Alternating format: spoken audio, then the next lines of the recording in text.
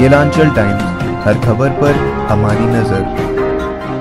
नमस्कार, आज अनुराधा माता जी हमें कर्म कांड के बारे में बताएंगे।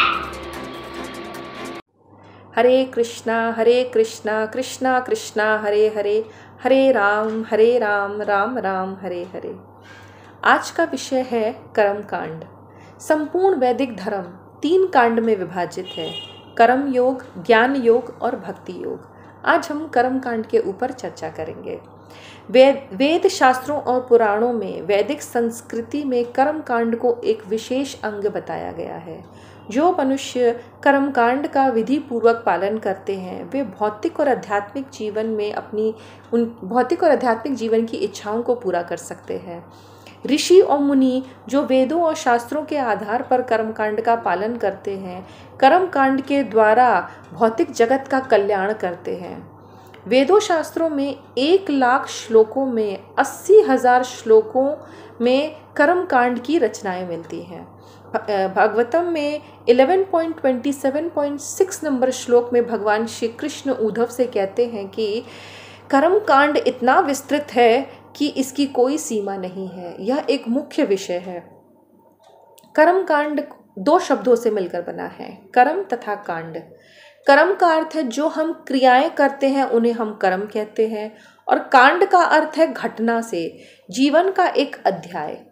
उदाहरण के तौर पर हम समझ सकते हैं कि सूर्य का उदय होना एक घटना है, और सूर्योदय के उपरांत जो कर्म किए जाते हैं, क्रियाएं की जाती हैं, उन्हें हम कर्म कहते हैं। उसी प्रकार विवाह एक घटना है। विवाह के उपरांत कैसे जीवन यापन किया जाता है, जो क्रियाएं की जाती हैं, वे कर्म कहलाते हैं।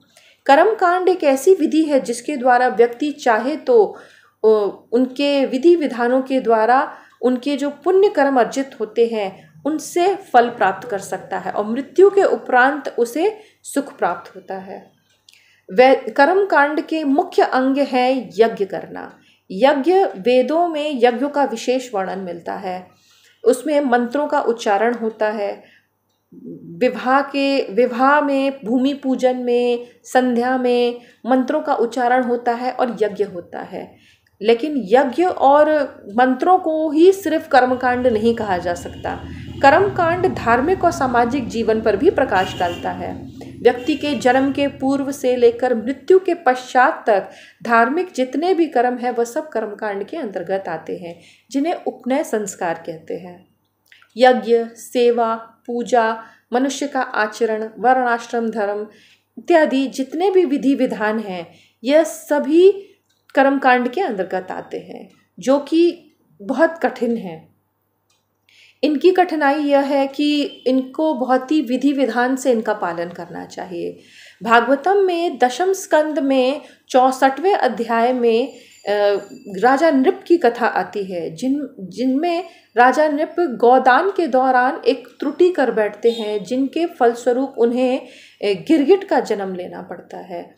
इसी प्रकार हम कह सकते हैं कि कर्म कांड में बहुत ही यज्ञ और मंत्रोच्चारण में बहुत ही शुद्धिकरण और स्पष्ट उच्चारण की आवश्यकता होती है। यह एक कठिन विधि है और यह एक बहुत ही लंबा प्रोसेस है।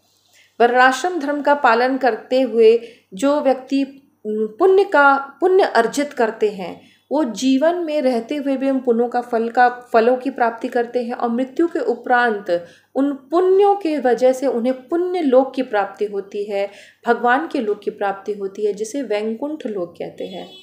अब ये इसलिए हो पाता है क्योंकि कर्म कांड में भी भक्ति करने का विधान है, भक्ति करने के लिए कहा गया है। आप किसी भी वर्ण और आश्रम में रहें और भक्ति कर सकते हैं। इनका उदाहरण है पांडव। उन्होंने वर्णाश्रम धर्म का भी पालन किया और भक्ति भी की, जिस वजह से उन्हें भक्तों को प्राप्त होने वाली गति उन्हें प्राप्त हुई। यजुर्वेद के 4th अध्याय के 39वें श्लोक तक कर्मकांड की रचनाएं मिलती हैं। इनके मुख्य ग्रंथ हैं पूर्व मीमांसा दर्शन, जिनके महर्षि हैं जैमिनी, और कर्म मीमांसा दर्शन, जिनके महर्षि हैं भरद्वाज। और एक बहुत प्रचलित हमारे हिंदू धर्म की कथा है महाभारत का ग्रंथ, जिनमें 1,00,000 श्लोकों में क्या करना चाहिए, क्या नहीं करना चाहिए, किस परिस्थिति में किस प्रकार का आचरण करना चाहिए, इसका उल्लेख मिलता है। इस प्रकार कर्म कांड को हम शास्त्रों के आधार पर समझ सकते हैं कि इसमें वर्णाश्रम धर्म का पालन करना सबसे महत्वपूर्ण होता है।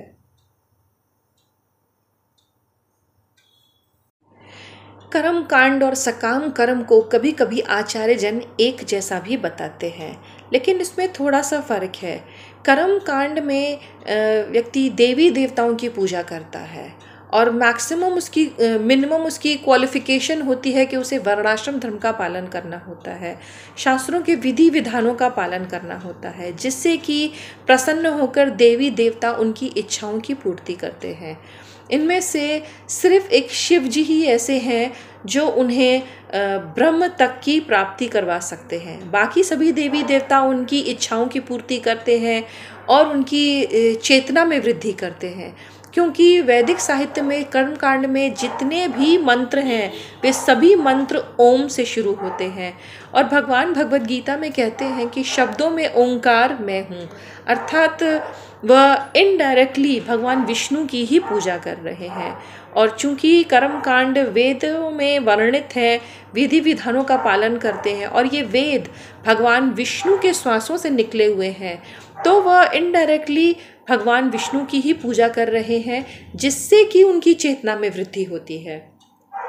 कर्मकांड करने वाले व्यक्ति गृहस्थ धर्म का भी पालन करना होता है। वे दान करते हैं जिनसे उनमें वैराग्य उत्पन्न होता है और उनकी चेतना में वृद्धि होती है।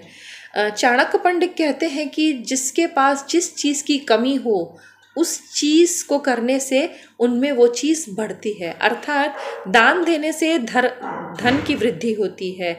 और अगर कोई ज्ञान का गरीबी है तो वेदों का अध्ययन करने से ज्ञान प्राप्त होता है, इससे कि दान देने से उनमें वैराग्य उत्पन्न होता है। यह एक बहुत ही लंबा प्रोसेस है कर्मकांड का। वेदों में वो मंत्रों को पढ़ते हुए यज्ञ करते हुए उसे आनंद आता है और वह फल को प्राप्त करता है, लेकिन जब वो फल को प्राप्त करते करते उसकी इच्छा फल को प्राप्त करने की इच्छा समाप्त हो जाती है तो वही सकाम कर्म निष्काम कर्म में बदल जाता है। और कर्म योग में और कर्म कांड और कर्म योग में इतना ही फर्क है कि कर्म कांड में उसे देवी देवताओं की पूजा करते हैं और कर्म योग में उसे यह नहीं पता है कि भगवान कौन है। हाँ कि हालांकि उसे ब्रह्म परमात्मा समझ में आता है, उसे यह नहीं पता है कि कौन बड़ा है, लेकिन उसे इतना पता है कि वह उन्हीं की प्रसन्नता के लिए सब कार्य कर रहा है, वर्णाश्रम धर्म का पालन कर रहा है। भले व्यक्ति फल भोगने की इच्छा से यज्ञ कर रहा है, लेकिन यज्ञ कुंड भगवान विष्णु का मुख है और जो आहुति देते हैं वह भगवान की जीहा है। इस प्रकार वह डायरेक्ट और इनडायरेक्ट भगवान की ही पूजा कर रहा है, भगवान विष्णु का ही सेवा कर रहा है। और जो पूजा की हवन की जो सामग्री होती है, घी इत्यादि, उसे खरीदने के लिए जो धन की आवश्यकता पड़ती है, उसका इस्तेमाल जब वो करता है तो उसके अंदर थोड़ा सा वैराग्य उत्पन्न होता है और धीरे धीरे वह व्यक्ति वर्णाश्रम धर्म का पालन करते हुए, इस दान पुण्य करते हुए उसके अंदर वैराग्य उत्पन्न होता है और वह गृहस्थ धर्म का पालन करते करते कर्तव्य अभिमान से धीरे धीरे मुक्त हो जाता है और अंत में ब्रह्म के पद तक पहुंच सकता है और वह मिथ्या अहंकार से भी मुक्त हो जाता है और उसे आत्म साक्षात्कार होता है कि वह शरीर नहीं आत्मा है। इस प्रकार यह कर्म कांड की पद्धति बहुत ही विस्तृत है और बहुत ही विस्तार से वेदों और शास्त्रों में इसका वर्णन किया गया है। इसका पालन करते हुए एक व्यक्ति इस जगत में भी प्रसन्नता को प्राप्त कर सकता है और मैक्सिमम वैकुंठ लोक तक भी प्राप्त कर सकता है। हरे कृष्णा कृष्णा कृष्णा हरे हरे, हरे राम राम राम हरे हरे। केलांचल टाइम्स, हर खबर पर हमारी नजर।